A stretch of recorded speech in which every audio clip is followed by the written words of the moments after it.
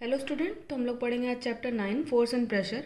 Have you observe that body can neither start or stop moving nor change its speed, direction or shape by itself.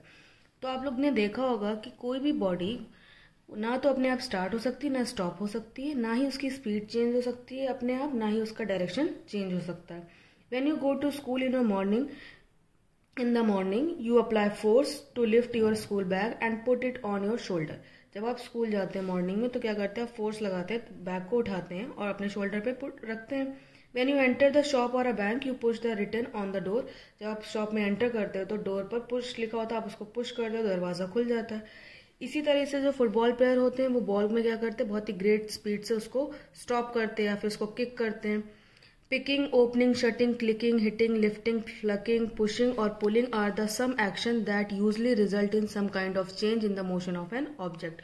तो ये कुछ type की क्या है, changes हैं जिनकी वजह से मोशन, किसी भी ऑब्जेक्ट के मोशन में क्या आता है, चेंजेस आता है इन एक्शंस की वजह से। जैसे पिकिंग हो गया, ओपनिंग हो गया, शटिंग हो गया, क्लिकिंग हो गया, हिटिंग हो गया। Hence we conclude that body requires force to start or stop moving, changing its speed, direction और shape। तो इससे पता चलता है कि किसी भी बॉडी को रोकने के लिए, मूव कराने के लिए या इसकी स्पीड चेंज करने के लिए, डायरेक्शन चेंज करने के लिए, शेप चेंज करने के लिए हमें क्या करना होता है, उस पर फोर्स लगाना होता है। तो फोर्स को हम कैसे डिफाइन कर सकते हैं? Force is a pull or a push acting on a body which tends to change its state of a rest or a motion. तो फोर्स क्या है? किसी भी बॉडी पर लगने वाला पुश और पुल है जिसकी वजह से उस बॉडी में मोशन आता है, या फिर अगर वो मूविंग है तो वो रेस्ट की पोजीशन पर आती है। ठीक है। When the speed of the body is zero it consider to be in state of rest. अगर कोई बॉडी में स्पीड क्या है, जीरो है, तो वो किस पोजीशन पर है? रेस्ट पोजीशन पर है। Force is usually denoted by letter F. तो फोर्स को किससे डिनोट किया जाता है? लेटर एफ से। फोर्स कितना लगाया जा रहा है, कितनी स्ट्रेंथ है फोर्स की, उसको हम मेजर करते हैं bye its magnitude. Standard unit of force is Newton. Unit है उसकी न्यूटन और उसको डिनोट करते हैं कैपिटल एन से। The direction of a force क्या होता है कि किसी भी बॉडी को जिस डायरेक्शन में पुश या पुल किया जा रहा है उसे हम बोलते हैं direction of force. Force are due to interaction. तो फोर्स किसी भी बॉडी में कब लगेगा? जब कोई भी दो ऑब्जेक्ट क्या हो, आपस में इंटरैक्ट करें। For the force to act the two object must interact with each other. Force लगाने के लिए किन्हीं भी दो ऑब्जेक्ट के बीच में इंटरैक्शन होना बहुत जरूरी है। जैसे एग्जांपल दिया, sit on a bicycle and wait for it to move on its own. Cycle पे बैठ जाओ और उसका वेट करो कि वो अपने आप मूव करे। Will it move? क्या वो मूव होगी? नहीं। जब तक आप उसके पैडल पर फोर्स नहीं लगाएंगे अपने फीट के थ्रू तब तक वो मूव नहीं होगी। इसी तरह से जो कप बोर्ड है उसका डोर तब तक ओपन नहीं होगा जब तक आप उसको डोर को ओपन करने के लिए आप अपने हाथ से उस पर फोर्स नहीं लगाएंगे। तो किसी भी ऑब्जेक्ट में मोशन लाने के लिए या उसके बीच में फोर्स लगाने के लिए उन ऑब्जेक्ट के बीच में इंटरैक्शन होना बहुत जरूरी है। यहाँ दो कंडीशन दी है। When more than one object apply force on another object in the same direction, the resultant force is the sum of all forces applied। तो जब किसी ऑब्जेक्ट पर एक से ज्यादा फोर्स लगता है और एक ही डायरेक्शन में लगता है, सेम डायरेक्शन पर, तो क्या होता है, उसका रिजल्टेंट फोर्स क्या होगा?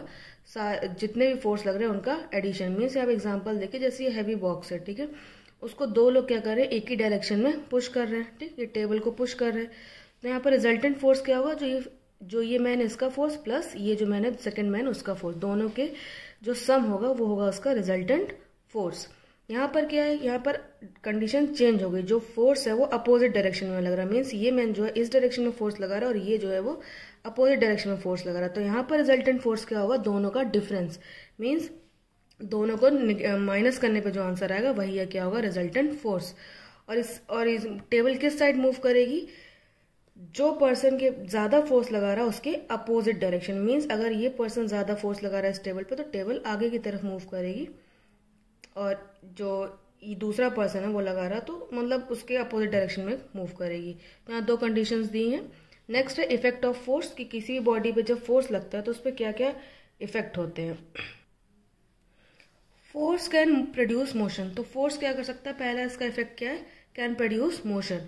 कोई भी बॉडी जो रेस्ट की पोजीशन पर है, अगर आप उसे पुश और पुल करें तो वो क्या हो जाएगी? मूविंग बॉडी हो जाएगी। उसको आप हिट करें या फिर पुल करें, जैसे कि we push a heavy box to move it. कोई बॉक्स है हैवी बॉक्स, उस पर आप पुश करिए तो मूव करने लगेगा। तो फोर्स से क्या हो सकता है?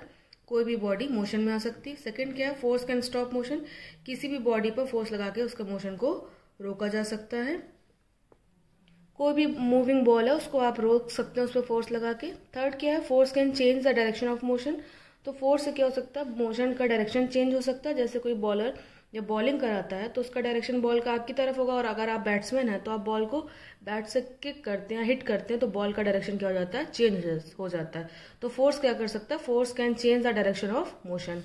Force can change the speed of motion, तो फोर्स क्या कर सकता है, कोई भी मूविंग बॉडी उसकी स्पीड भी चेंज कर सकता है, मीन्स उसे स्लो कर सकता है या फास्ट कर सकता है। जैसे कोई भी रोलिंग ऑब्जेक्ट है तो उसको आप फोर्स लगा के तो उसका फोर्स डिक्रीज कर सकते हैं। इसी तरह से अगर कोई बॉल स्लो मूव करे, उस पर आप कस के हिट करें तो क्या होगी, वो फास्ट मूव करने लगेगी। Force can change the shape and size of an object, force की वजह से क्या हो सकता है, कोई भी ऑब्जेक्ट का शेप और साइज चेंज हो सकता है। जैसे कि रबर है, उसको आप स्ट्रेच करें तो उसका साइज बढ़ जाएगा, शेप अलग हो जाएगा। उसको वापस से आप छोड़ दें तो उसका क्या हो जाएगा, वापस से वो अपनी ओरिजिनल शेप में आ जाएगी। तो फोर्स की वजह से किसी भी ऑब्जेक्ट का शेप और साइज को भी चेंज किया जा सकता है। तो ये थे इफेक्ट ऑफ फोर्स। इसके आगे का टॉपिक है टाइप्स ऑफ फोर्स, जो हम नेक्स्ट वीडियो में पढ़ेंगे। Thank you.